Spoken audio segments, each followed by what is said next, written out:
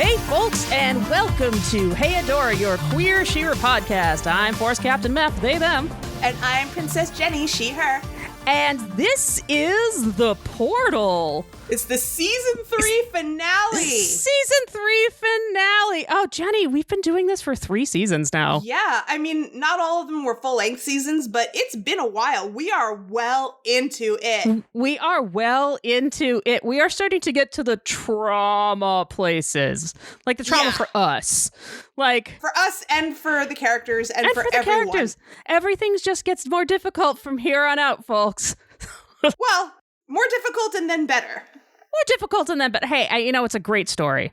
It is, tight story. As some people say, the darkest hour is just before the dawn. Oh, some people are really smart.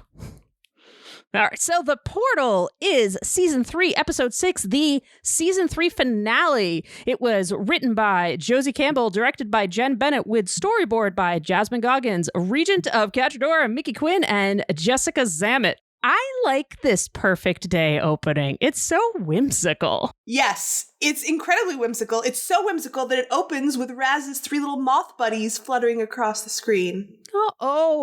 Which is a tiny bit of continuity from the last ep. I love that. Yeah. But yes, it's a beautiful opening to this episode. Wonderful opening. We have Glimmer being played catch with.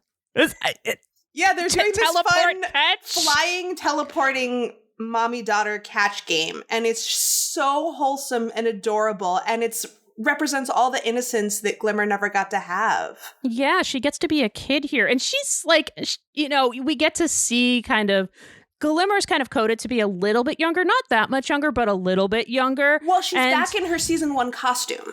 Right. Yes, exactly. So she gets to be kind of a kid, she's absolutely much more child-coded than we've seen her.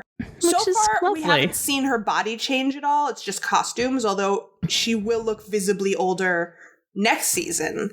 Well, yeah, but makes sense. So far, the only way that we can see her changing is by her clothing. And it was something that I thought about at this point when I was like, oh, wait, she's back in her season 1 costume with the little frilly baby sleeves, and it's more childlike.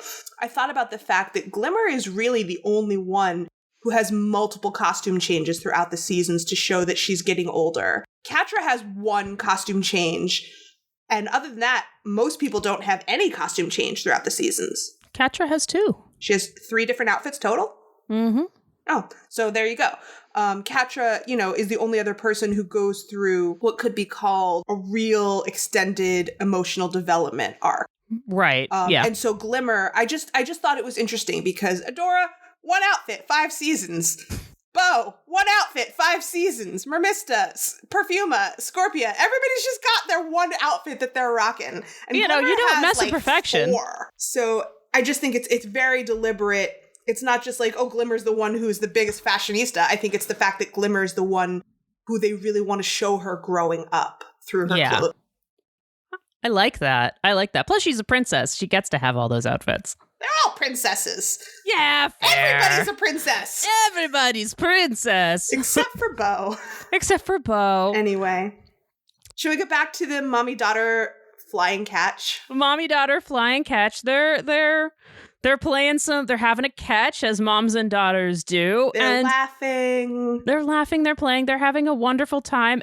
And it's a great show of trust also. Great show of trust, and someone enters. There's a voice. And we say, did you two go flying without me?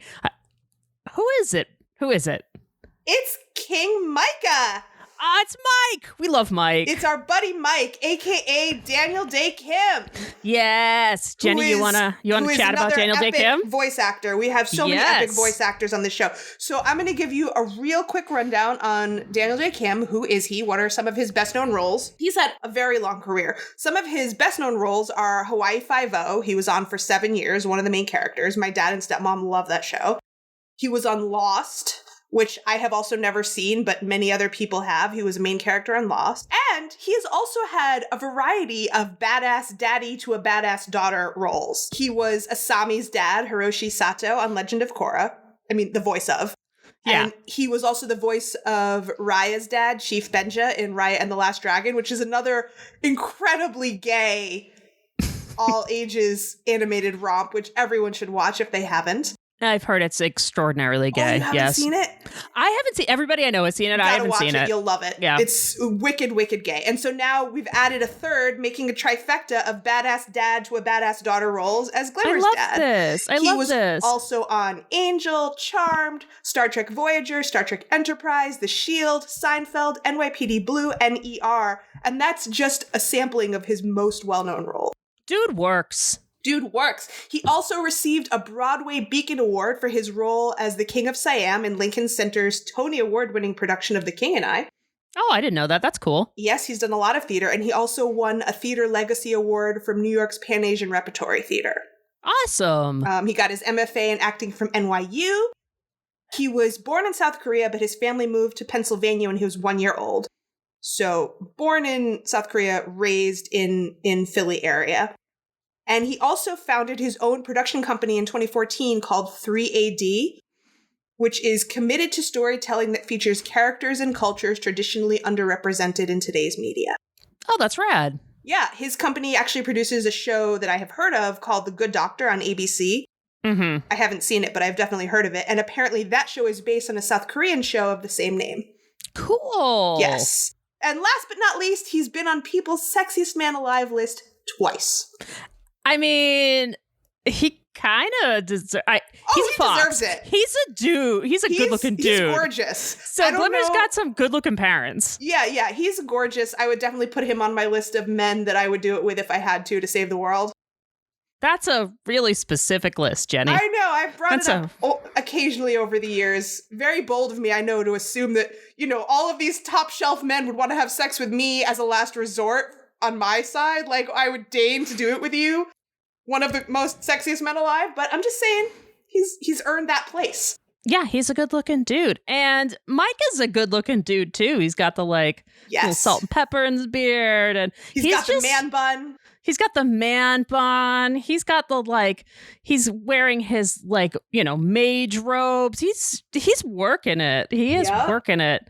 And so we have Glimmer saying, "Dad, you're back." That's right. So from where? That's a good point. I hadn't even really picked up on the fact that, even in this reality, he's back from somewhere. Mm-hmm. Yeah, they mentioned it a couple of times. Yeah, I just felt like he was on a business trip or something. That's what I'm like. I'm like, did he go to the store? Was he getting milk and eggs? Was he at poker night? Was he visiting his sis over in Mysticor? Was he at Mysticor? Well, doesn't matter where he was. Sorcerer's Guild meeting. I think he was going to get milk and eggs. I support that thesis. Yeah, he was going to go make French toast to everybody. Yeah, they just don't understand why they're so happy to see him. Because he's only been gone for 5 minutes, but they feel like it was a lot longer. It feels like it was a really long time. And so we have them doing a little daddy-daughter bonding here, where Glimmer goes up to him and does some magic. Mm-hmm. Is this the first time we see Glimmer doing, magic? Right. Not Sparkle Fist, but Mysticor type. Not Sparkle Fist. Her father's type of magic. Sigil-based magic. Sigil magic. Yeah, the little air sigil magic. Mm-hmm. So this is the first time we see that. I wonder if it's going to come into play later in the series. I wonder. I also picked up on that this is a reality where Glimmer has grown up in touch with both sides of her magical heritage. Oh. Because we've never seen her engage with any sigil magic before. It was on her own. On her own. Yes. Yeah. Yeah, she hasn't drawn her own sigil before. And she didn't draw this one either, I believe. Micah drew it and threw it to her and said, think fast. It was a think fast, yeah. But this implying shows that this is something they've been working on together. This is a thing they do together. Yeah, she has a familiarity with this. So yes, and Micah says, "Oh, you're getting good at that." And Glimmer says, "I've been practicing." Yeah. And then Angie says, "Yes, she only blew up my flower garden once." And Angie is just over the moon. It's so wholesome. Their love is wonderful. I love their love. I love their love too. I love the fact that she's so much taller than him. I know. Listen, as a short dude, I love me a tall woman. And I just love what it says about, again, reinforcing the fact that this is a world with no patriarchy. Yes. In a world with no patriarchy, it doesn't fucking matter who's taller. No. Or who's an immortal angel. Also true. True. It's just something that I don't often think about as a queer woman, but I have noticed over the years times when straight people have just made very pointed comments about how the negative connotations of being short as a man. Yeah, it's weird, right? Like, it's very weird. Who gives a shit? It's very weird. I don't. Yeah. But, as a queer woman, my vote on that doesn't count for a super lot. You could be, for all Jenny cares, you could be the sexiest man twice in People magazine. That's if you're short, doesn't matter. That's right. I don't care. It's all good because, they are both very comfortable with the fact that they are two powerful people in love with each other. And it really doesn't matter who's taller, who's more immortal, who's more whatever, because who's more immortal. I love that idea. They love and trust each other. I love the way adults love each other on this show. Like the adult couples that we've seen are like just wonderful role models for like respectful and like caring and affectionate. Good communication. 2 out of 3 of them are same-sex couples. Like, it's all good. It's all good. Adult love on this show. We love it. We love you, Mike and Angie. We do. We love your family. We're very happy that we're having this one chance to see them together. Yeah, which of it's course something that obviously they've all wished for and fantasized about and never thought it would happen. I know, and we love it, but just like this show does, our hopes are now quickly dashed when we can't stay in that moment forever. When Bright Moon Guard runs up and found a girl sneaking in Bright Moon through the Whispering Woods, but not on a winged beast. No winged beast here. Beast in this version. They found her trying to break into the princess's room, and Angie's pissed, and immediately Glimmer is treated again as a helpless child. Yeah, please escort the princess to her room while we figure this shit out. Yeah, the guard puts her arm around Glimmer's shoulders very much in a protective way. Nobody is treating Glimmer as a capable person. In this scenario. And Glimmer is okay with it. She's trying to figure shit out. But as the guard is leading her away, she looks over her shoulder and she sees this blonde girl being led into the castle in chains. What's up with that? And Adora sees her and calls out to her. She's like, Glimmer, over here, buddy. And Glimmer does not know what to make of that. This stranger talking to her as if they are not strangers. As if she is not a princess. Indeed. Does she not know her place? No, I don't think Glimmer's like that, but still. No. Glimmer is just like, she's got her antenna up. Something is up. Not adding up. The pieces of the puzzle are not fitting together. So and then we know that Glimmer's going to figure that shit out. We do. And before we go past the credits, I also just wanted to do a tiny mini Professor Smartbrain moment on the name Micah. Yes, please. Because it's significant, and I feel like people who know, and people who don't would have no reason to know. So Micah is a Hebrew name. It's a biblical name. It is a shortened version of Michael, which means in Hebrew, who is like God, Mikael. So the name Micah also means who is like God. It's just a shortened version. Micah is the 6th of the 12 minor prophets in the Hebrew Bible. There is a book of Micah. That's one of the books of the Haftorah. One of the books of the prophets that we read on Shabbat after we read every week's Torah portion. Then you read a Haftorah portion, which is one of the prophets, and Micah is one of those. So the highlights of Micah's prophesizing was that he was the first prophet to predict the downfall of Jerusalem and the destruction and rebuilding of the Judean state more glorious than before. Okay. So that's all interesting. And one of his most well-known quotes from the book of Micah, chapter 6, verse 8. It's sort of at the end of a long list of people saying, with what shall I come before the Lord? And listing increasingly grandiose offerings that one might offer. Not human sacrifice, because Jews don't do that, but, all the best grains and all the best livestock. With what shall I come before the Lord? And so Micah's answer to that is, he has told you, O man, O humanity, what is good and what the Lord demands of you, but to do justice, to love loving kindness, and to walk modestly with your God. Aww. So I feel like that's very grounding. He's like, you don't have to be rich. You don't have to have huge offerings of grain and fancy things. Just be a fucking good person. I love that. So that's for me, a big noteworthy aspect of Micah. And one other thing, since Andy is Christian and was writing from a place of Christian knowledge, I also read that Christian interpretations of the book of Micah view him as having prophesied Bethlehem as the birthplace of the Messiah. Cool. I like this. That's Micah chapter 5, verse 2, if anyone wants to geek out on that. So I thought that might be significant. I don't know. So also Micah's a really shiny like flake on top of a rock. Yes. Mica. True. So it also kind of fits in with the whole glimmer, bright moon, crystally thing because they're usually like shiny and iridescent-y. Yeah. That's true. That's a good point. So it could just be a pun. It could also be a pun on Micah. Yes, M-I-C-A. it could be both. It could be all of these things. I love it. Wordplay. Yes. All right. Yes. So credits.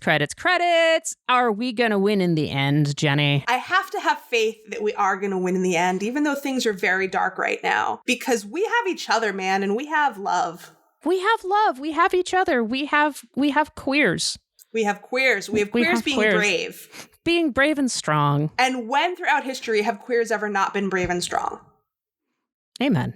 Amen to that. So speaking of brave and strong, we now cut to Bo, who's fumbling around opening the door, fumbling from what I assume to be a library, Yes, he's got this giant pile of scrolls.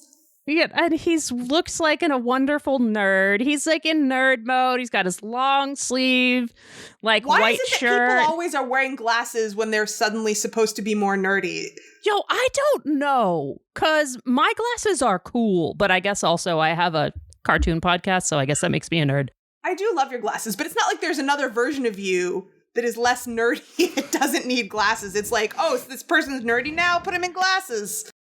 Yeah, that's true. There really is no less nerdy version of me. The one explanation that I ever thought was decent about what is this phenomenon of putting someone in glasses just to demarcate them as being more nerdy was from Orphan Black. I don't remember who from Orphan Black said this, but it was like, why does Cosima have glasses when none of the other clones have glasses? Because she's the nerdy one? And the answer is yes, because she reads all the time, so she has eye strain. Yeah, that's what I thought it always was. Like, you're always, reading, or you need the glasses to read, or I think it has something to do with, Right, I mean, you could need reading glasses always, but just if you don't spend a lot of time reading, never use them. Right. But I think that's where, Bo has always been nearsighted or whatever. It just never came up. Yeah, he's got really dope contacts. Or maybe he got, Ethereum, like LASIK. Perhaps. Yeah, he could have had. But I do like his dorky, chunky glasses. I do, too. They're pretty smooth. Yes, although he does seem to be somewhat uncomfortable in that full-length shirt. Yeah, he does. And he's also not very graceful as we see him walking around, stumbling out with a whole mess of scrolls. And, of course, when you have a pile of scrolls carrying them longer and taller than you are, it's going to be a disaster. And blah, blah, blah, blah, blah, blah, blah. Especially when your friend poofs in right next to you unexpectedly. And you just blah, blah, blah. They all follow. They go, whoa, you drop everything. Yeah, right? It's like, oh, Glimmer, what's going on? Everybody's really freaked out today. So I want to kind of shake something out here about the universe that we're in. Okay, so stay with me here. And this is mostly just me kind of verbally processing. So stick with me, jump in if you need to. Okay, so I want to talk about this universe because the first part of this, the first part of this kind of two-parter, remember, was what if Adora never left the Horde? So but because the Horde was then destroyed, this part is now what if there never was any Horde? Right.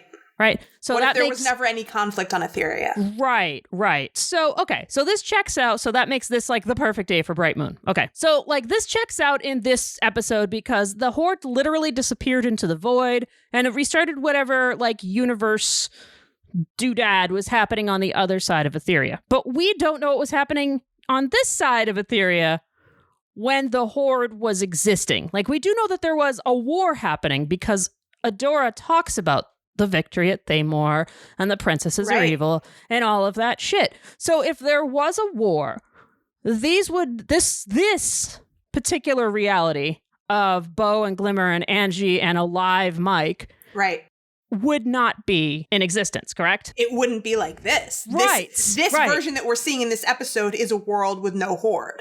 So then this is a different universe. Because this half is already of the universe. So this already split, right? So yes, this is the second alternate universe already. This is the second alternate universe that Adora's run through. So she like runs from one and then runs into this other one, and the changes in the horde disappearing have much larger consequences than like, oh shit, Kyle and Rogelio don't exist anymore. It's true. Right, we have entire kingdoms changing, and people are coming back from the dead, quote unquote. And right, as far as we know. As far as we know. Okay, so that's where we're at, right? I just want to make sure that we're all on the same page about that because the world building is funky. Yes, we have no idea what change happened from the last episode in Bright Moon because they were in a world where Adora never left the Horde, but the Horde still existed, and then poof, the Horde is gone and no one remembers that it ever existed, so they had a second universe shift. Right, so there was like a parallel, like that universe was still happening, so things were probably still miserable in Bright Moon. Yeah. While or the Horde at least, things are still at war. Right. Up until the moment that the Horde poofed out of existence. Right, and then... But we didn't get to see what that was like. And so we have branching realities. It also seems that they have obviously they have no memory of it now. Right. As soon as it's changed, they have no memory of what it was before. Okay, cool. So that was my interpretation anyway. Yeah, same. Okay, cool. So that's where we're at. More branching realities. The universe, topsy-turvy, cats and dogs living together. The multiverse is just fracturing and falling apart. It's just fracturing and falling apart. Okay, cool. Dogs and cats living together. Hysteria. Mass hysteria. Okay, so that's where we're at. Okay. Thank you for letting me tangent on that for a minute. Of course. So let's get back to Bo and Glimmer, where Glimmer, scares the scrolls out of Bo, and Bo has no idea what's going on. Yeah. And everyone's really freaked out today for some reason. Yep. And Glimmer says, there's a trespasser in Bright Moon. We need to figure out who she is. And she grabs him without waiting for consent and teleports them both outside the castle for some good old-fashioned spying on the grown-ups. Yep, which who doesn't love a little good old-fashioned spying on the grown-ups? Especially if you can teleport into the rafters. Especially if you're Glimmer. She loves that shit. Yeah, and Bo is already a little bit confused. Like, why do we need to figure out who she is? Like, this has nothing to do with us. Yeah, why are we doing... Okay. And Glimmer has this vestigial subconscious memory of the fact that this is what they do. Yeah, so here's something... She says, because I don't know. I just feel like I know her somehow. So we're going to sneak in and spy while my parents interrogate her. And I love this because Glimmer... So the people that we have that have the instant intuition that the world isn't right are princesses. That's true. So it's Glimmer and Scorpia and Adora are all the ones that kind of have the initial itch in the brain that's like, something's not right here. And I thought that was fascinating because they have that connection to Etheria. Yes, they do, through their runestones. So, that could be a reason why, or it just serves the story better. But I thought that was interesting. I think that's a valid theory, that the reason that they have more of a gut awareness is because of their connections to Etheria through the runestones. Yeah. That they feel that reality is not what it's supposed to be.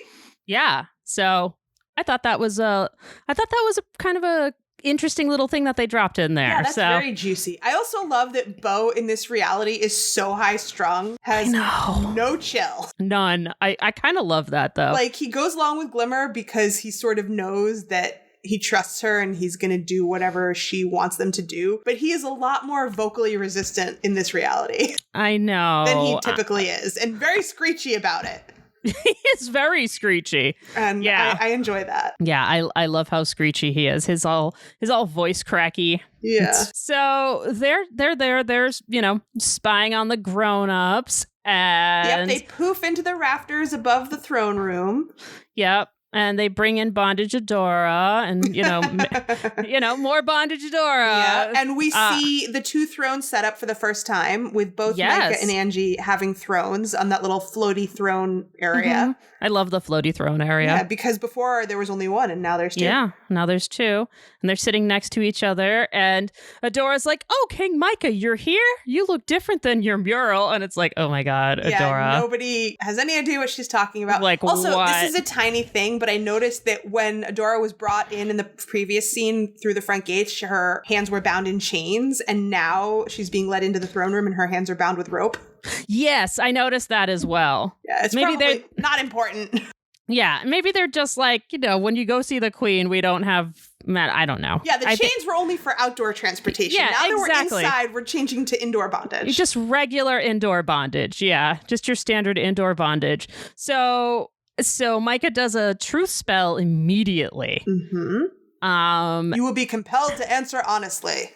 And I know this speech from Adora is fantastic. I love Amy's delivery here. Just the straight up. I love how because this is an exposition dump, but it's so funny and it's so like and also you're dead. Right? Amy Carrero is an absolute gem. It's so hilarious. And it could be boring exposition, but they make it fun because it shows so much of Adora's state of mind. Mm-hmm. Do you mind if I just say her little speech because it's so funny? Please do. Because it's all serious. You've been compelled by the power of magic to answer truthfully. Now, what are you doing here? Why did you break into Bride Moon? And Adora's like, okay, wow, this is going to be a lot to explain. But I promise, it's all true. It's deep breath. Reality's collapsing in on itself because the portal that Horda and Catra set off. They're from the Horde. Except you don't remember the Horde because the Fright Zone disappeared. Like just now. It was pretty crazy. It got erased by the portal, but I promise it used to exist. And we were all fighting them with the Princess Alliance. And I had a sword that could turn me into an 8-foot-tall warrior lady with really great hair. But the Horde used the sword to set off the portal. And I need Glimmer and Bo to help me stop it and save Etheria.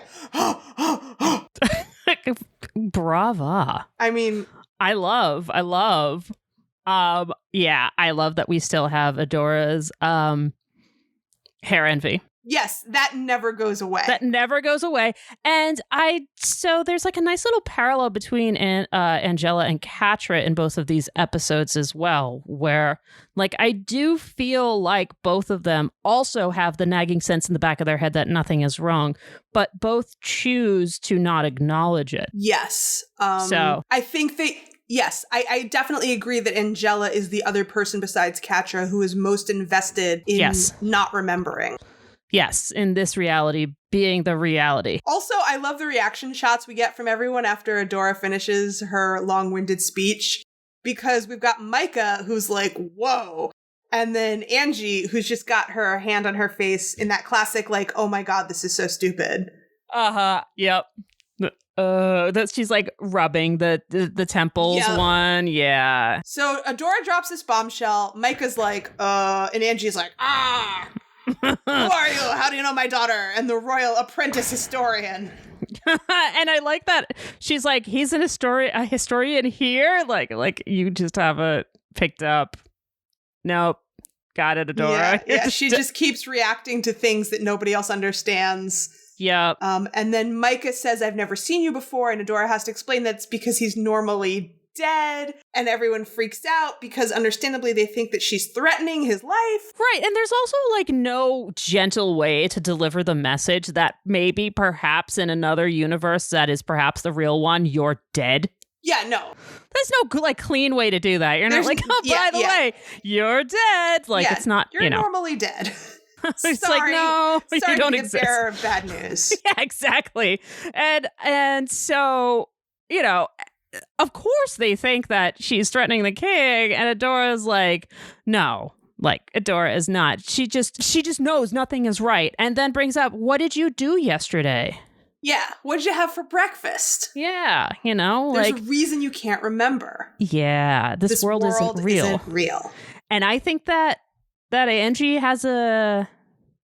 Angie is starting to pick up on that. I don't have a hard read on whether I think she's picking up on it or not, but it's very clear that, she has, again, there are people who have a reason to reach for the memories, and she's not one of them. Yes. Oh, I love that idea of reaching for the memory versus having the memory come upon them. Right. She's not reaching for those memories, and a lot of other people are. Yeah. Like Scorpia. Yeah, exactly. Or Glimmer. That's right. Glimmer clearly is not at ease with what is happening. Yeah. She's not content to just say, this girl's crazy, lock her up. Wop, wop, wop. So. And Micah and Angie are still really cute together. Micah is calming her down. He takes her hand. He says, Angela, it's all right. And they smile at each other. You know, because nobody knows how to calm Queen Mom down like Queen Dad. I almost said Queen Dad. Queen Mom and Queen Dad. Yeah, that worked. You know what? That works. That works here. It's Bright Moon, Queen Mom and Queen Dad. Yeah, that works for me. Yeah.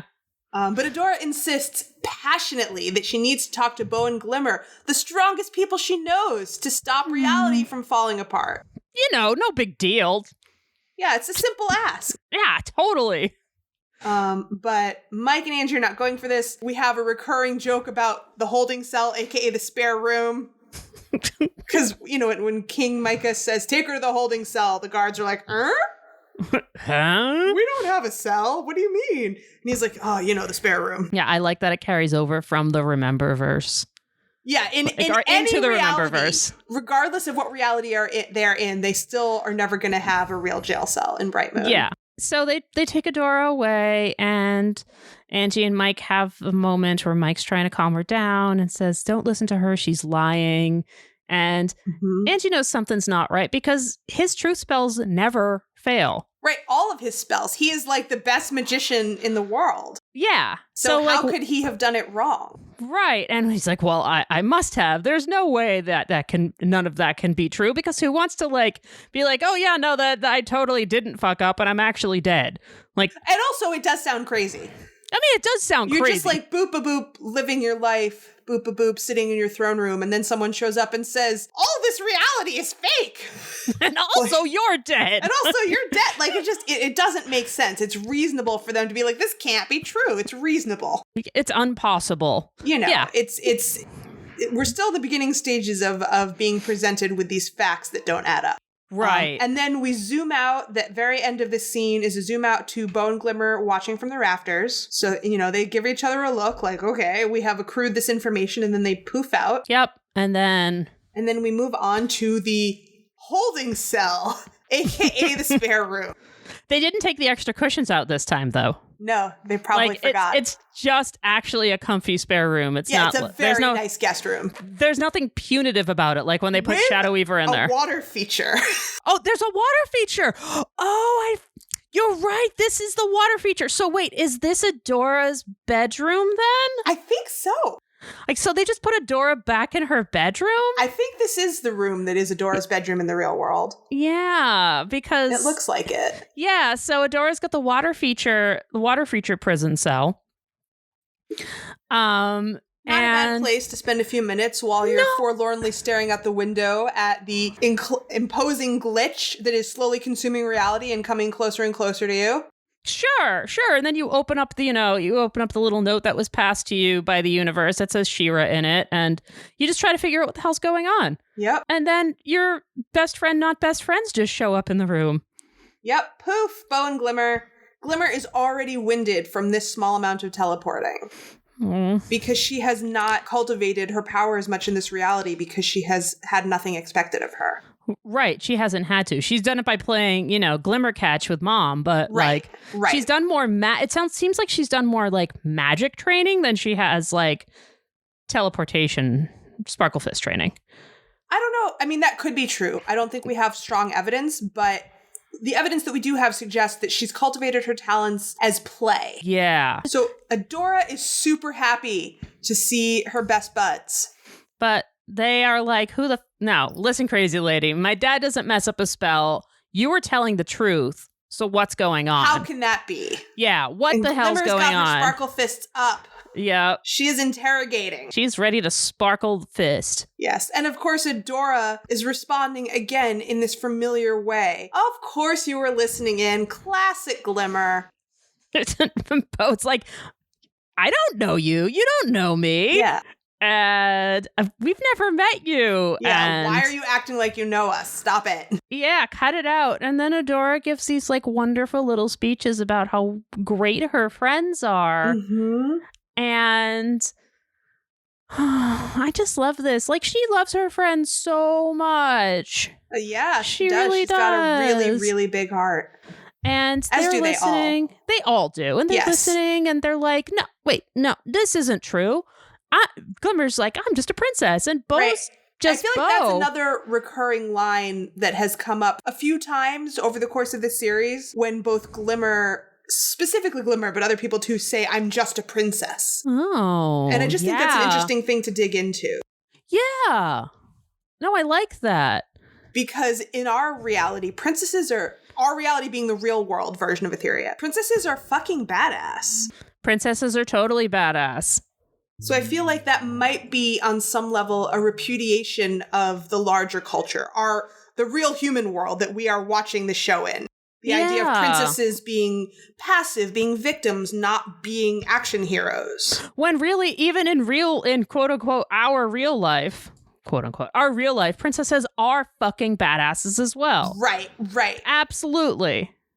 Right. But and Beau is just Beau. And Beau is just Beau. And what I love that Beau first starts to notice things aren't right because his shirt is long. Yes. And his midriff is covered. Yes, he grabs his midriff.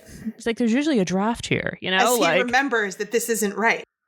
But then, kind of snaps out of it, shakes it off and says, but everything is perfect. At least everyone keeps saying everything is perfect. Mm-hmm. And then we have that everything is perfect again. Mm-hmm. And then we have Glimmer having like a flash of recognition as she has a flashback to when she was a little kid and she's holding a stuffy Lukey. Yep. Looking at Micah, a mural, like yes. a remembrance mural of yes. Micah. Yes, and it's clear from this little flash that what she's remembering is the fact that she's only ever known her dad by looking at his picture on the wall. Yes. And also Baby Glimmer is so cute. She's so cute, and she's very little. She's 3. Very little. Yeah, if that. So that gives us a sense of how long ago he vanished from her life. Yeah, and Glimmer realizes this and says, my dad, he's gone, isn't he? And Beau just goes right in for the hug. Yeah, they all do. They all do. And they have one moment of comfort. Yep. And then as Glimmer's, reality comes crashing in, so does reality come crashing down around them. The glitch. The glitch approaches upon the horizon. And no, what's that? It's starting to happen here too, Adora says. Mm-hmm. We don't have that much time. And Adora's like, oh, we just have to fix reality. Yeah, so Glimmer is immediately ready with her resolve face. Yep. Much like Willow Rosenberg's resolve face. Glimmer also has resolve face. Oh. She's here for it. She says, so what do we do now? And they just have to fix reality. It's like super easy. That's it. That's all. Raz told me to go back to the beginning, but I don't know what that means. It's just, so they'll figure it out. It's no easy peasy piece of cake. So Beau has an idea of what it might mean. He says, okay, well, you said a portal started all of this. Can you think of anyone who'd know how to make ... Entrapta? Boom! Beau remembers Entrapta! Entrapta can totally do it. They just have to get to Drill. So Glimmer can totally teleport them, right? Yeah, I don't think she could even do that in the real reality. I don't think she can straight either. From Bright Moon to Drill. Yeah, because they had to walk there in the first, was it the third or fourth episode or something? That was at the beginning of the series, and Glimmer has developed her power since then, but it does have limits. Yeah. So that's not going to happen. Adora says it's all good. They'll just have to do things the best friend squad way. So what does that look like, Meth? Well, they improvise. It looks like a fucking mess is what it looks like. They kick the door down. It's ridiculous. They kick the door down and just book it out there. Double doors both slam open simultaneously, smashing the 2 guards on either side who fall down to the ground. And then yelling, Adora runs out of there holding both of her friend's hands. Just yelling, run! And Glimmer's like, this is how we normally do things? It's like, y'all are... Yeah, we improvise. Yeah, y'all are a mess. I love it. And Beau is not having any of that. But he's still going along with it. Yes. He's just going to make sure everyone knows he's freaking out. Which is reasonable. It's totally reasonable. I would probably be acting like Bo in this scenario. Yeah, you just learned that the reality that you're living in, that you've thought has been the reality that you've existed in, even though it hasn't really existed for very long, isn't actually the reality that you need to do. So what you need to do is you go to find somebody that may or may not exist and fix this reality. Simple. Totally. Yeah, yes. that would totally, I don't, that would probably freak me out too. Probably. Yeah. So they're running down the hall until they arrive at a dead end, which Glimmer says used to be a door. And then we see the glitch coming up on this little dead end wall. The cracks are shining through. It's very disturbing. Yeah. Yeah. We have more of these like disappearing doors like we did in the Fright Zone. And now we have Queen Mom and Queen Dad ready to rumble to protect their daughter. And we see Angie sparkle fists, and she's pissed. She is serious Mama Bear mode. Step away from my daughter. And this is pretty hot. It is. This is my gayest moment for me, because that's pretty hot. I support that. Yeah. Yeah, and there are not a lot of gayest moments in this episode. Not really, but the ones that are in this are really gay. The ones that there are really gay and also like really intense and sad and gut-wrenching. Yeah, but this is a good one. So gayest moment, Angie being a hot mama bear. Yep. And Glimmer has to step in. She says, "Mom, stop. Can't you see what's happening?" And that's when Angela has her first memory flash. And she sees some real world memories of Adora, who she is, what's really happening. And her flash ends with the image of Glimmer disappearing at the end of Moment of Truth when, she and Shadow Weaver are casting that giant teleportation sigil, and she kind of like sifts away like pink sand. Mm-hmm. Yeah. That look in her eyes of, I'm sorry, I'm leaving you like this. I definitely teared up rewatching this. Same. It's heartbreaking. It is. Yeah, this episode is gutting. It is gutting. Like last episode, this episode, these middle three that take us from the first half to the second half. Mm-hmm. It's just fucking brutal. Yeah, it's brutal. It is brutal. We see a really great shot now of the best friend squad standing together in the hallway with Glimmer at the center and Bo and Adora on either side. And the look on Glimmer's face as she's looking at her mom, she's got, this look of just desperation, wanting her mom to understand and see what's happening because she wants, I feel, and this could be me projecting, but it could also be somewhat accurate. I feel like Glimmer is desperate for a second chance to part from her mom on better terms than she did in the real world. Oh, I completely agree. And this is where Glimmer gets to have her apology for her mom before she disappears, just like in Moment of Truth. Yes. And it's so sad. It's so sad. Yeah. And what happens next is really sad. The glitch, crackles right up on them. The floor opens up and Bo and Glimmer and Adora fall through the glitchy floor. And then flash. It's all gone. It's all gone. And the floor is back to being unbroken and normal. And Angela is on the ground reaching out to the spot where Glimmer just was. And her eyes are like vibrating in that anime way to show that wide-eyed look of desperation. And as she reaches out to that empty space. Yeah, this is heartbreaking. And of course, because it's this show, we go right from heartbreaking, smash cut into wackiness. Well, before they get to drill, it is hilarious smash cut to wackiness. We've got another little bit of interaction between Mike and Angie. Yeah. Because it seems like Micah doesn't see the glitch yet in the same way in the last episode. Many people didn't seem to see it until they started to remember the real version of reality, and then they start to see it. So Micah doesn't seem to see it because this dramatic thing just happened right in front of them, and Angela is on the floor reaching out to that empty space where Glimmer just was, and Micah says, "Angie, what's wrong?" Like, dude, what isn't wrong? Yeah, dude, do you not see this? He doesn't see this. Oh, and actually, I'm sorry, I missed an important line before they fell through the floor. Glimmer says to her mother, "I'm sorry for everything, but we have to make this right." Yeah. That was an important line. That happens right before they fall through the floor. That's her space that she apologizes. Like she redoes the apology that she didn't get to do. She's able to say what she needed to say. Yep. And then we have that close-up of Angela's face as she's reaching toward us, the viewer, in the spot of Glimmer who has just vanished. And then we're all wrecked. It's rough. And then luckily we get to have some comic relief because it seems like the way the shifting reality is working, they fell through the floor straight into Drill. Yep. And then here's where we get a tiny bit of levity because, everything's wackier in Drill and we just have Entrapta. You do the Entrapta voice. You are the best at it. Thank you. Entrapta's there sciencing away. She's got her mask on. She's surrounded by her robot buddies. And she just looks up like it's pretty normal. She says, "Hello, do I know you?" She's not putting anybody in chains. She's happy to have a guest. It just wasn't expected. Yep. Also, really fun fact in this tiny little scene, if you pause it, when Entrapta is looking back at them and she's surrounded by her robots, the two robots that are right behind her, that are closest to her, are robot versions of Scorpia and Hordak. Oh, that's a fun fact. Yeah, I didn't notice that. I have to admit, I didn't notice it on my own. It was pointed out to me. And then once I was made aware of it and I was looking for it and I paused it right there, I was like, oh yeah, there's Scorpia on the left. And clearly that's Hordak on the right, even down to his little first one's Crystal on his collarbone and his little floppy ears. Oh. And Scorpia's got her little, robot sticky uppy hair. Sticky uppy hair. And, her jawline and her shoulders, like it's very clearly Scorpia and Hordak.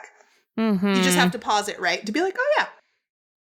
I love this. So we have this tiny moment of levity until we snap back to Bright Moon, where now everything is falling apart. Yeah, and Angie really sees it now. Angie sees it now, and Mike is like, we can get, Mike realizes that Glimmer is gone, and is like, we can get her back, and everything will be perfect again. Right. And this is a very sad moment for Angela. And I cried again because Angela turns to him and says, "This is perfect, my love, but it's not real." I remember now. Yeah. I definitely cry. Absolutely, me too. And she puts her hand on his face as Bright Moon is crumbling around them. And she says, "I miss you so much, but Glimmer needs my help, and I can't stay with nothing but memories." And she kisses him and she flies away. So, at the end of the episode, we before, Angie does the ultimate sacrifice, she talks about how she was a coward, but this is incredibly brave. Yes. Because she is, she loves this man and has mourned him for years. Yeah. Over a decade, clearly. Over a decade. And she knows that things isn't right. And so she is willing to walk away from that. And fuck, that just... To save Glimmer, who is real. To save Glimmer, who is real. And fuck, that breaks my heart. It is heartbreaking. And obviously it's meant to be. Yeah. Yeah. And then... After she flies away, though, there's this one little nugget that doesn't quite make sense at the moment. Angie flies away. Micah watches her go. And then, his expression at first is, still confused, uncertain, whatever. But then it seems like he has a memory flash, even though we don't get to see it. Mm-hmm. We've seen everyone else's memory flashes, but we are not privy to whatever he's remembering. But we can see something pass across his face. Mm-hmm. And then he yells after her, but she doesn't hear him. And we don't really hear him. All we hear Micah yell, "Angie, Angela, wait, I'm not." Mike, what are you not? And then he gets glitched. What are you not? So we don't know what's the end of that sentence. What's going on with Micah? We don't know. What are you not, dude? No idea. None whatsoever. And Micah is swallowed by the void. And Angela flies away. Yes. Crying. And it's very sad. And it's really sad. And then we go back to Drill where things are less sad. Yes. Much less sad in Drill. We've got Entrapta with her robot buddies bringing snacks and drinks for all her new friends. Yeah, her non-robot friends. Yes. She usually, she doesn't have, so she's not really familiar about what non-robots eat. But though I would assume that she would know because she's not a robot. Right. I was thinking about that too. I was like, what do your robot buddies usually make for you to eat, Entrapta? But maybe she's not making the connection that other people not equal to robots. She probably thinks of herself as completely separate from everything else. Yeah. So there's no reason for her to assume that other people would eat what she eats. Yeah. I love when the robots come to bring them food and, there's the presentation of like the covered dish and Robot Butler pulls up the dish and then garnishes it with green glass that kind of looks like parsley or scallions or something. Yep. And that's hilarious. It was. And I also thought it was interesting, and this very much points to Entrapta's mindset, when she's like, aren't my robot buddies amazing? And if they break, I can just make new friends. She can literally make new friends. Right, but so it also sort of points to her not really understanding the fragility of life. Because with robots, if they break, she can just rebuild them or make new ones. Right. But, you can't reassemble a dead human. Well, I mean, yes, I guess you can't. You can try, but they would be an abomination to both God and man. Yes, you can have a Franken robot person. Yeah, exactly. But I thought that was an interesting line, just pointing to Entrapta's awareness of life and death, or lack of awareness thereof. Yeah, good point. And Adora gets all revved up to do her serious, long-winded speech again. She says, Entrapta, you're not going to believe what I'm about to tell you. It's going to sound crazy. And we have the wonderful is this about the unstable portal? And no, you're not going to believe this. Wait, what? And then we have another great exposition dump. Yes, told comedically. Of course Entrapta figured it out. Even without memory, she is, collecting data, making scientific observations of the world around her, and she has figured it out. Also, I just want to mention that, so this episode was written by Josie Campbell, who is the head writer of the show. Yes. And one of the things that you notice in the episodes written by Josie Campbell is that they have these kind of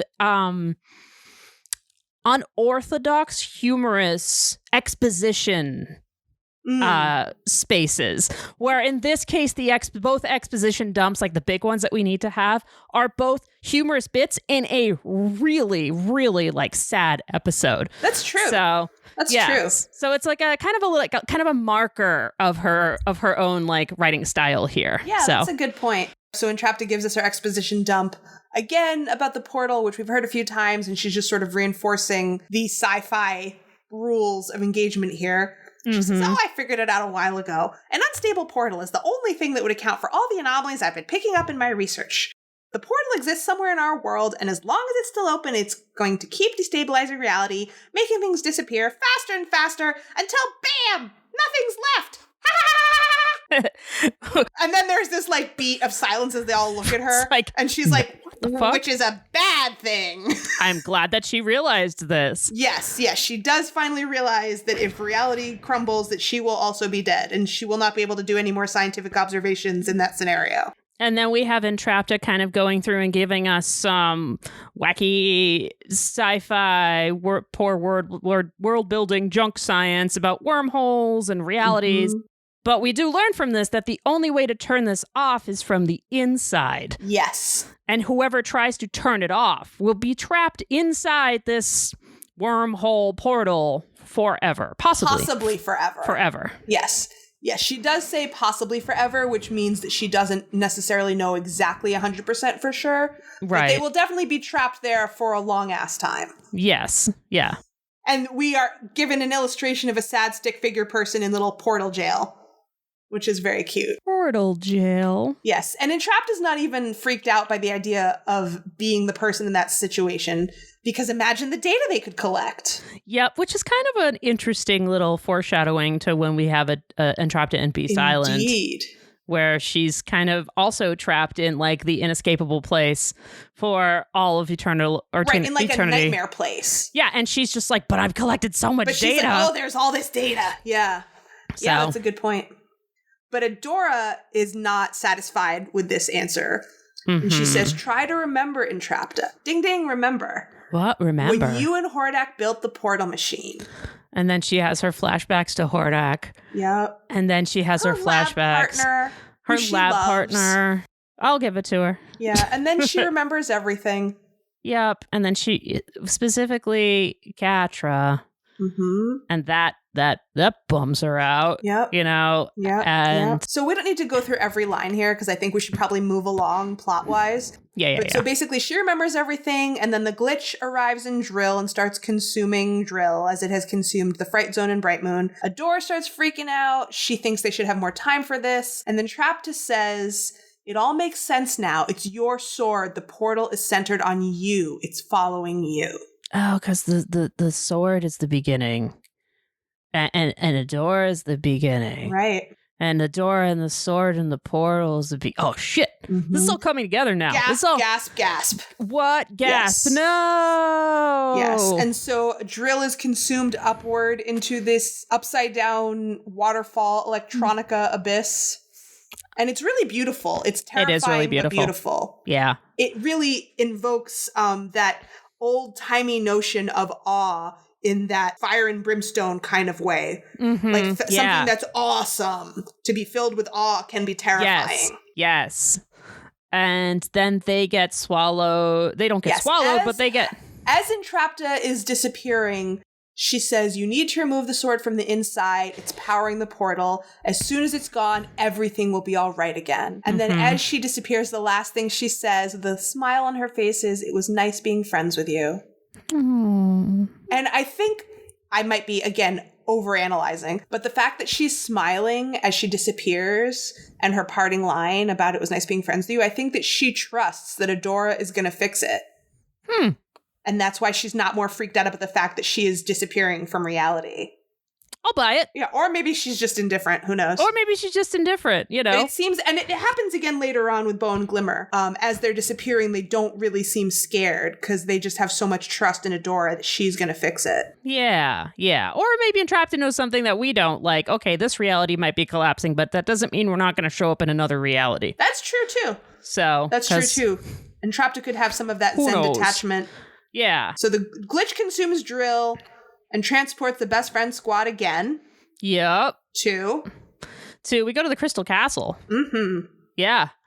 And they see stars. Yes. So many stars. And then we see Mara. So, okay, I do have another question here because I'm kind of confused. So we're at the Crystal Castle. We see stars. We see Mara. So it's like, oh, and, you know, Raz says in the episode, and remember that all this has happened again. Happened before. Yes. Okay, so this part of reality melting is coinciding with the first time reality melted? Is like everything like collapsing in on itself and then like saying hi to each other? Like, it could be. Like, did reality only there for a moment? Right, but they see each other. Like, they acknowledge each other. They do see each other. Mara doesn't say anything. Yeah. But we can see that she sees Adora. Like, they're looking at each other. And also, like, did Etheria get, like, this kind of, like, reality melty when it was put into Spondos? Like, I just kind of imagined it being, like, the world thrown into, like, you know, like a pool ball or something. I think it's meant to be chaotic and confusing. Right, okay. I don't necessarily feel compelled to figure it out. I feel like it's mysterious and that's okay. Okay. That works for me. I'm just trying to figure out, like, this has happened before, but if this happened before, how would we have the myth of She-Ra, blah, blah, blah, blah, blah, blah. Like, so something... Yeah, the non-linearness of it is somewhat confusing. And I guess I've always been somewhat comfortable with confusing non-linearness. So I'm like, yeah, sure, it's fine. It's all a big ball of crazy energy that's overlapping and coinciding in ways that don't make sense. Sure. Okay. Also, I want us to note here, because we don't see Mara again for quite a while. When we're seeing Mara right now, she is definitely not white. Yes. She has dark skin, dark hair, dark eyes. Correct. Because when we see her at the end of season 5, and I realize, of course, when she's in She-Ra form, she has the white blonde She-Ra hair, but her skin tone has changed significantly the next time we see her. And I found that confusing. There's a reason for that, and that's because there was a mistake in the animation. Aha! She was supposed to glow, but they made her glow too much. And then she looked like a white lady. She glowed so much she turned white. That's bad. Yeah. Okay, that makes sense. Exactly. And then they were like, oh, that's bad. Because it but we can't seemed change like that. whitewashing. Yeah, no, like I mean... intentional whitewashing, which didn't make sense. No, it was literal whitewashing. Like, they washed her out, and it was an white. animation mistake. Okay, good. Yes, I'm glad correct. we cleared that up. Yes. Yes, it was an animation mistake. This sort of ties back to the fact that, again, this is sort of unsubstantiated, but we have heard in the past that ND wanted to have a black She-Ra and pitched a black She-Ra to the network, and the network execs just would not go for it because they wanted her to look recognizably the same as the original She-Ra. Right. Yeah, so, I heard it was the Mattel execs, but yeah, some executives. Some executives wanted her to look like the original She-Ra toy from the 80s. Right. But so this could be like, ND's rebuttal. Like, okay, if She-Ra's not black, then we'll make the other She-Ra at least be a person of color. Yeah. And we don't want to lose that. No. So then we have, just jumping back to our scene, we have Adora doing the resolute fist of self-sacrifice. Mm-hmm. Not the first time and not the last time we see Adora's resolute fist. That's right. She thinks she can save everyone and just sacrifice herself. And Entrapta said, the portal's centered on me. You're at risk as long as we're together. If I draw it away. And then as she's saying that, the shot zooms in and we see her fist clenching, as you were just saying, into the fist of resolution.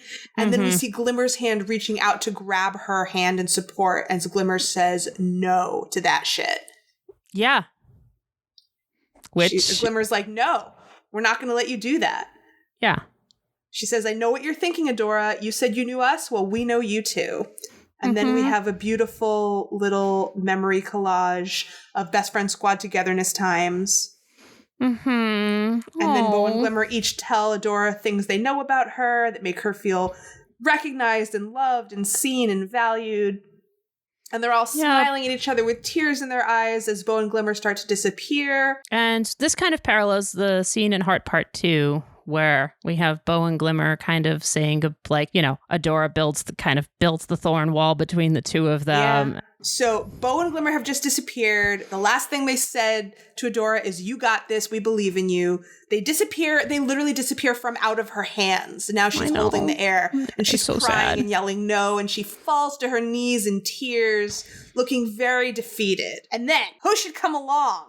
Who should come along, Jenny? It's Catra, y'all. Catra shows up. It's Shadow Catra. It's corrupted Catra. So we get Catra doing the forehead finger poke of animosity, and this shit is fucking on. Yes, this is like full on nightmare. I love this. So can I paint a little picture of corrupt Catra for the people? Yes. So I love corrupt Catra. I love this. So let's paint a picture of corrupt Catra. So the upper right part of her body, from her arm up, from the tips of her fingers up across her shoulder and diagonally across her face, and like up into the right part of her temple, is void black. Her one blue eye has been consumed by the void, and it's all black with an all white pupil. There's this glowing, and then, so we have that part all black. And then we have this glowing seam of the crumbling universe kind of dividing the void and her body. So it's this wide fracture that separates the creeping void from the rest of her body, starting at her lower right rib, passing over her heart, where it is actually the largest, and then ending at her left shoulder. Her face is segmented also by this glowing seam of the crumbling universe, which starts just above her chin on the right, moving up diagonally to her hairline. And a branch of the glowing seam of the crumbling universe, frames her golden left eye, which has not been taken over. So that's what she looks like. Now, her voice is really cool. Yes. So her voice is fragmented into different pitches and distortions, with each pitch and distortion layered on top of one another. So this evokes the destruction and corruption of her character.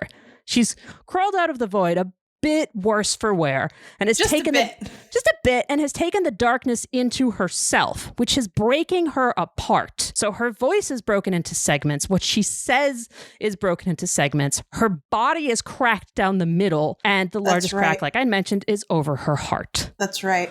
And the parts of that was very well described. Thank you. And the parts of her that are black are just pure negative space black. Yes. There's no shading. It's not like she's been dipped in black paint.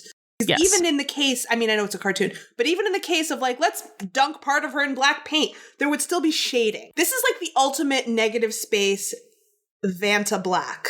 Yeah, it's the void. It's the void. Yeah. Yeah, I just think it's important. It's wild. Yeah, yes. It's fucking wild. So and black as, the absence of all light. Yes, it's none more black. Yes. So here we are. Shadow Catra or Corrupt Catra, either way, has entered the chat, and she's standing over Adora, who is just prone on the ground, ready to give up. And what does Catra say? Hey, Adora. Creepy Yes, it's voice. the creepiest Hey, Adora, most nightmarish version of those words that we could ever hear. So this shit is fucking scary. Yeah. Awesome. It's a total nightmare. And Adora just looks up at her. She is like struggling to process what the fuck is happening. Yeah, and boom, Catra hits her straight into the Crimson Waste. Yep. And this is my only gay. Well, this entire part's pretty gay, but this part is probably my gayest moment of it, because when she hits her into the Crimson Waste, Adora is like prone on the bar and Catra straddles her on top of the bar. Yep. Even in the Nightmare universe, Catra cannot stop herself from straddling Adora at every opportunity. And like, seriously, straddling somebody on top of like an empty bar is kind of hot. So it's really, it's definitely very gay. So, and it's really gay. So this is actually this entire part's gay in like an angry angst, like mean lesbian way. Yes. But like, that's my like, I think I'm going to go with that because it's probably the more fun of the gayest moments that I would have here. I'm on board with that. Cool. Yeah. So basically the rest of this scene, they're just fighting through different chunks of reality. Like every time Catra punches Adora, she punches her into a whole different place on Etheria. It's like, again, like reality is fragmenting. And so they're just fighting across a whole variety of landscapes. They go from the Crimson Waste Cantina to the Northern Reach to Seaworthy to the Crystal Castle to the Fright Zone to Mara's ship. Like they're all over the place. Yep. And the entire time, Catra is letting Adora know that this is her fault. Adora fucked everything up, like... Yeah, Catra is finally just getting everything off her chest. Yeah. Every dark, terrible thing that she's ever thought but didn't say for whatever reason, it's all coming out now. And Adora, for most of the scene, is just taking it. She's just lying there, totally unresistant, letting Catra throw her around like a rag doll, looking terrified and heartbroken and just not saying anything. And... when we get to the one part that like kind of flips it is Catra wraps it all up by saying, you made me this. Mm-hmm. You took everything from me. Mm-hmm.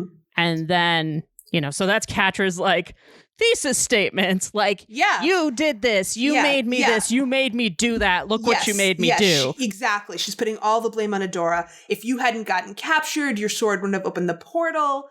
If you hadn't gotten the sword and been the world's worst She-Ra, none of this would have happened. Just like every possible way she can frame it so that everything is Adora's fault. And ending, as you said, with her saying, you made me this. You made me do it. Yeah. You broke the world and it's all your fault. Yes. And so finally, and at that point, they're on Mara's ship. When Catra is standing over Adora, who's seated in the captain's chair on the ship when she says that last line. And finally, and we're in a close-up now on Adora's eyes, her wide-eyed, terrified expression. And finally, after Catra said the last line, you made me this and it's all your fault, Adora's expression finally changes into a resolve face. Another Willow Rosenberg special.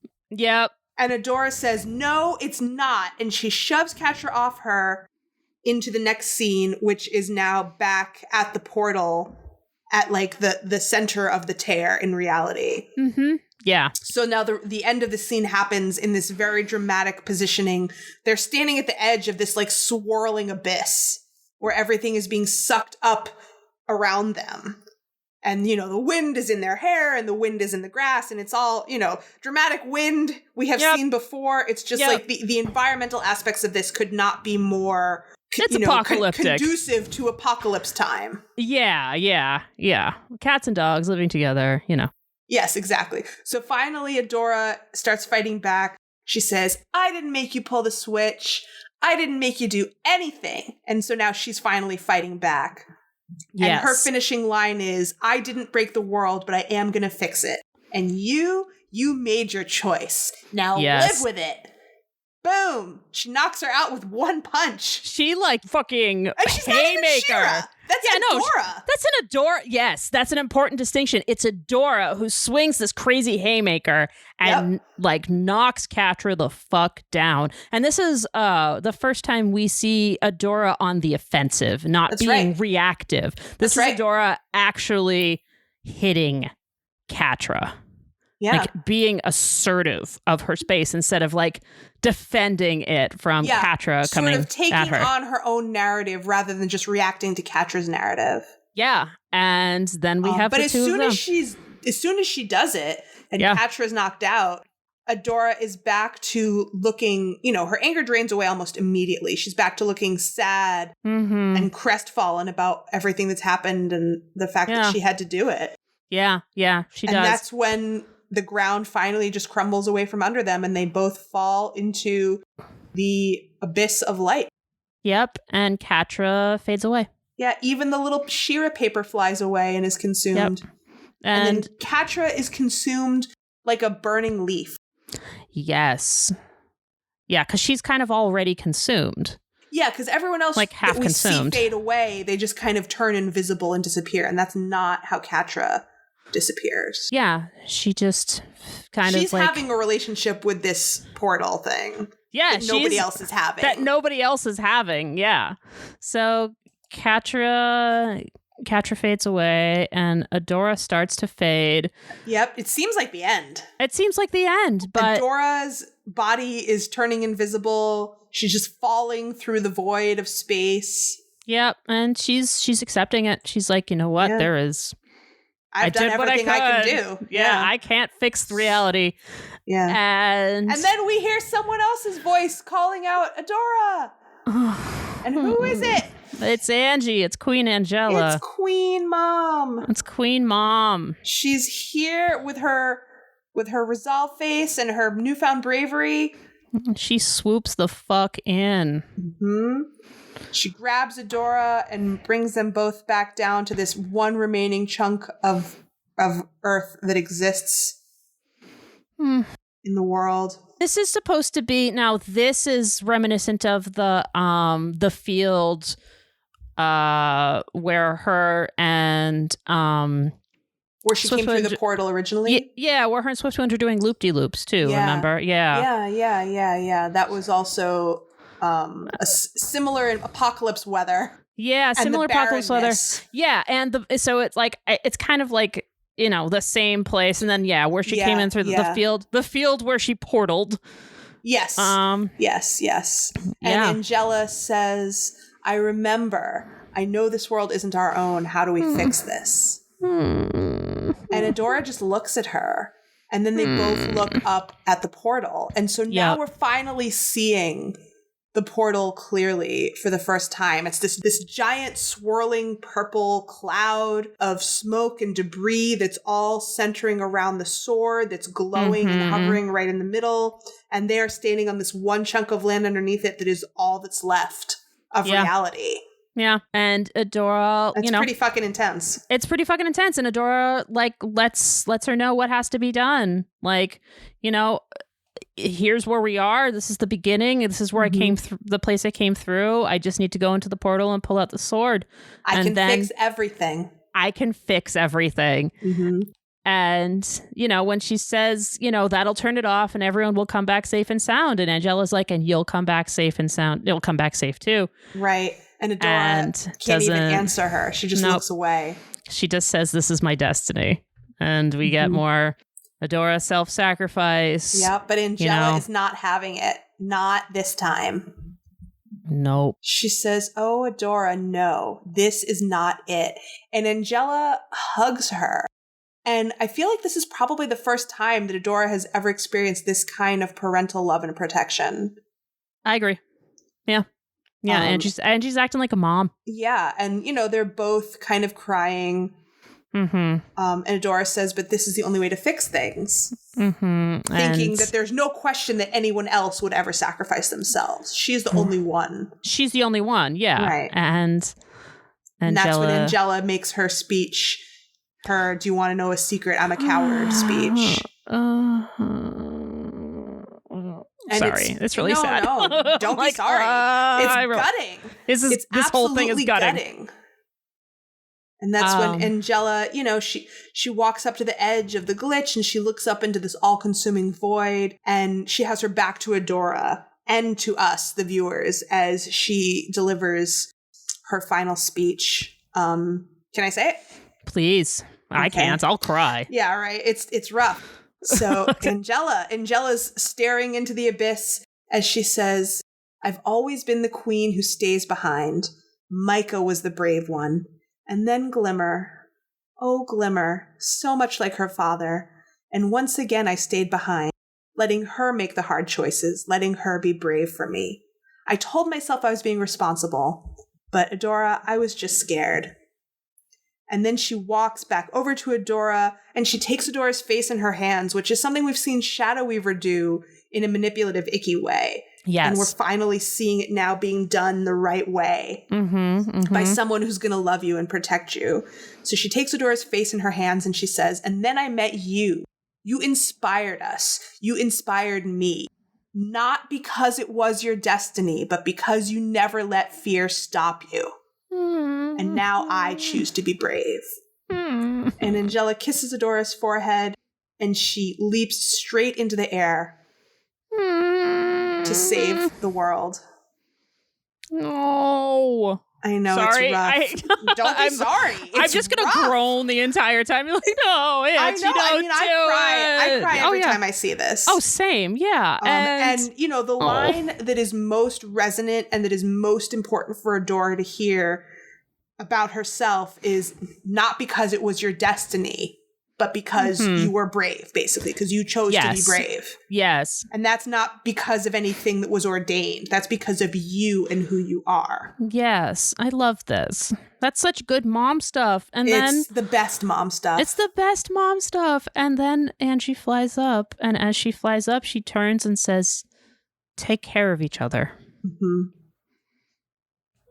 Which is so crucial. It's so crucial. Because she doesn't say to Adora, "You take care of my daughter." No, she says, wants them all to take care of each other. She wants Adora to make sure that it's okay for her to be taken care of. Yes.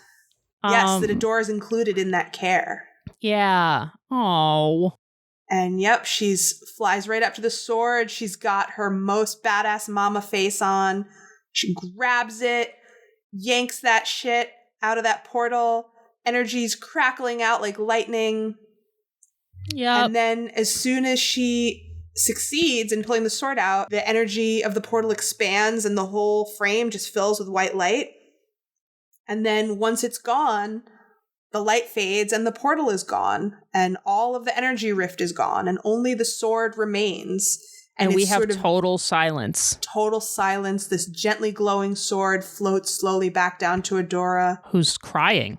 Of course. Like yes, of course. But also I love this show because it shows the hero she transforms into She-Ra, the superhuman, crying. Yes. And similar to Save the Cat.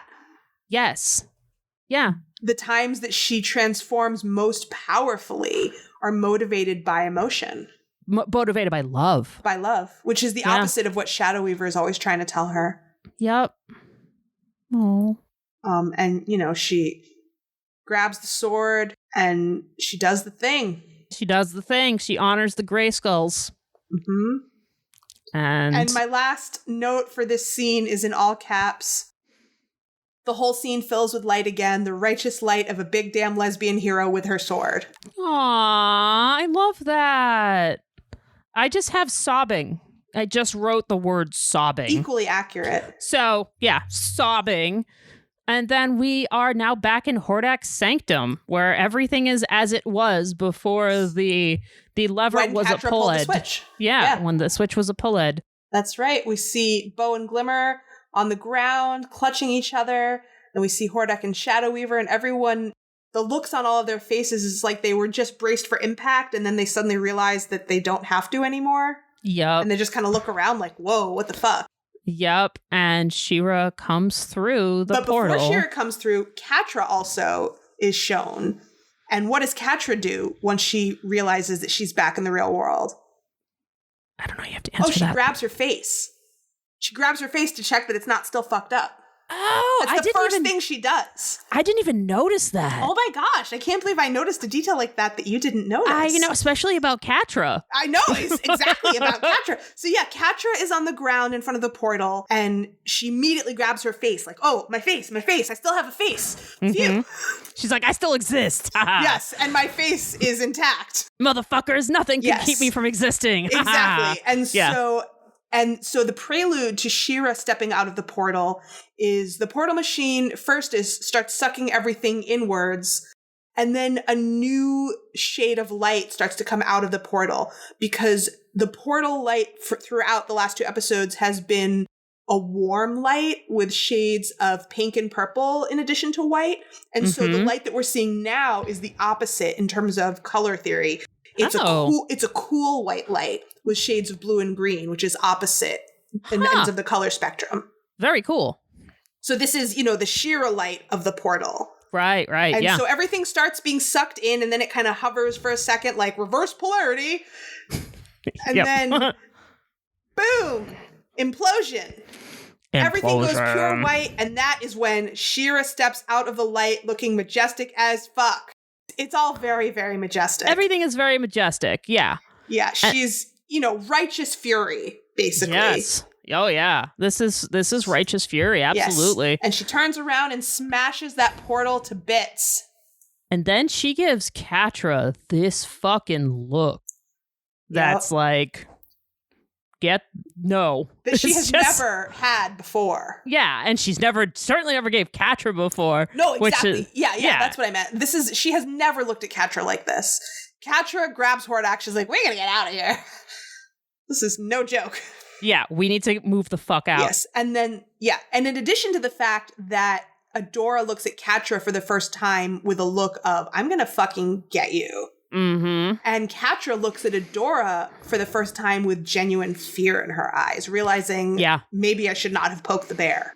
Yeah, exactly. There's none of the bravado, and there's none of the confidence that Adora is going to be easy on her anymore. Right. Yeah. Right. This is a real watershed moment. Yeah, in terms of the line having been drawn in the sand, and their relationship has now changed. Well, yeah, because Catra's wackiness now has a body count. Yeah, she finally went too far. Yeah. For Adora to be like, no further. Yeah. And for Adora to have to turn on that part of her that she never wanted to turn on regarding Catra. Yeah. That, I cannot let you go any further than this, and I will do whatever it takes to stop you if you're going to fuck like this. Yep. So that's a very heavy moment. Yeah, this is a huge pivot point for their relationship. This is probably the furthest apart they are. Yes, this is the friends to enemies to lovers trope. We are firmly in the spot now of okay, so we're really enemies. Yeah, we're enemies now. Yeah. Legit enemies. We're not fucking around. Yep. No more sad, mopey Adora. Oh, Catra, I just want to save her. Now it's no, fuck you. Fuck this bitch. I'm done. Yes. We're done. DUNN. Done. Yes. And as soon as that serious moment has just about destroyed us, thankfully, we move past it. Catra's gone. The best friend squad jumps on Adora, and they're all hugging and crying and laughing. And I noticed that even when she's in She-Ra form, Bo and Glimmer still call her Adora. Yeah. They don't call her She-Ra. Yeah, they've like kind of moved into just calling her Adora. Yeah, like in the beginning when they're talking to her. Yeah, in the beginning of the series, it was very much about like She-Ra, but now it's Adora. Yes. Yeah. Their friend. So, yeah. And Glimmer says, see, Adora. We told you could do it. And then, the rest of the team flocks around them. We've got Frosta screaming, yeah, we did it! And they're all cheering and hugging. And then Shadowy reminds them, this is all lovely, but we better get the fuck out of here because the shit is falling apart.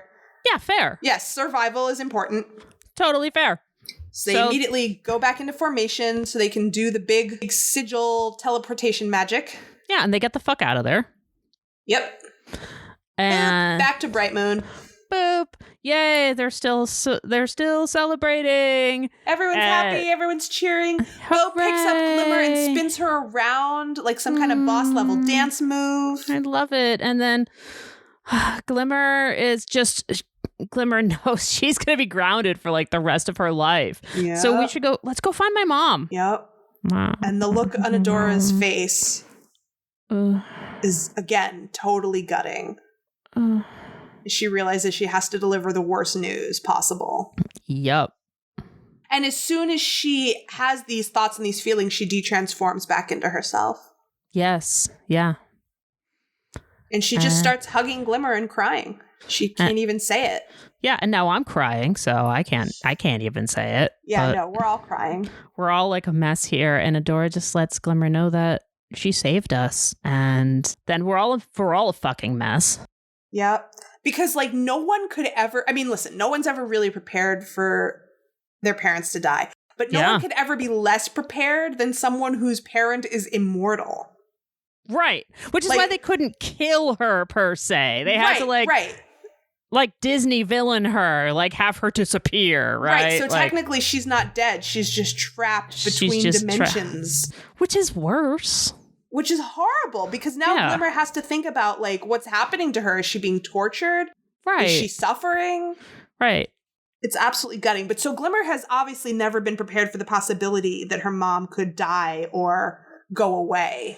Right. Because her mom's a fucking immortal angel. She was just banking on being a princess all of her life until her mom retired and went to Boca. Yeah. Like, that didn't happen. Yeah. So, this is just absolutely gutting. Yep. So as everyone flocks around to comfort Glimmer and they're all hugging and crying, the camera pans up from the Moonstone up into the sky, up, even further, all the way into the blackness of space. What? And then our tiny last scene is somewhere up in outer space. What? Who is that? What is beeping? We don't necessarily know who it is yet, but we see an evil hand tapping methodically on the arm of an evil armchair. That looks evil. And it reminds me of the bad guy from Inspector Gadget. Yeah, Dr. Claw. Dr. Claw. I did not remember his name, but you never see his face. You only see his arm tapping on the armchair. It's a classic evil framing. Yeah, and you're like, what the fuck? Who is this? And he says, so that's where you've been, little brother. Yes, a little blip beeps, lights up on his little space console, and it's a little picture of Hordak. It's so weird. It's like, there's a Hordak. Yes, as Hordak has told us previously, he just needed to get a signal through to Horde Prime. Well, maybe this is Horde Prime. And Horde Prime could do the rest. Well, right? Yeah. If it's not Horde Prime, it's somebody terrifying. Because not only does he have his own gigantic spaceship that looks like a space station, it's so fucking big. There's a whole armada of evil-looking spaceships. And there's also a smashed moon that kind of looks like the Death Star. Oh, yeah. The whole thing is just very, very bad news. Those are some bad dudes. Yes, and even the music as we end, it's like dun dun dun dun dun dun dun dun dun dun dun dun. Oh my god, what's gonna happen? What's gonna? And then that's the end of season 3, folks. Yeah. And when this was airing, it was I thought, oh my god, do we really have to wait for a new season to find out what the fuck's gonna happen now? We did. So the game has changed. There are outer space bad guys now. There are outer space bad guys.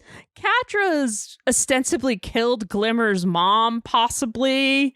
Maybe. Not really But, you know, she's gone Magella because of Catherine's actions. Has been taken out of the picture. Yeah. Lines have been crossed.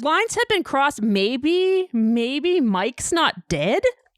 Could be. What? All sorts of wacky shit. And Trapped is on Beast Island? Yep. Like... And now we're going to have to contend not only with fantasy and magic-based shenanigans, we're also going to have to contend with sci-fi-based outer space and technology shenanigans. Space! So many different kinds of shenanigans. Much shenanery. Yes. Speaking of shenanery, hey, Jenny. Hey, Math. What did we learn today? Oh, my God. We learned that no matter how prepared you think you are for life, some crazy shit can still happen that will knock you completely on your ass. Yeah. But when that happens, you can always rely on the love of your friends to see you through. Oh, I love this. Thank you. Oh. That's definitely something that we have found to be true. Definitely. Yeah, definitely. If you have a good community, especially a good community of queer people around you, then, you know, that community becomes a net that can catch you when you need to be caught.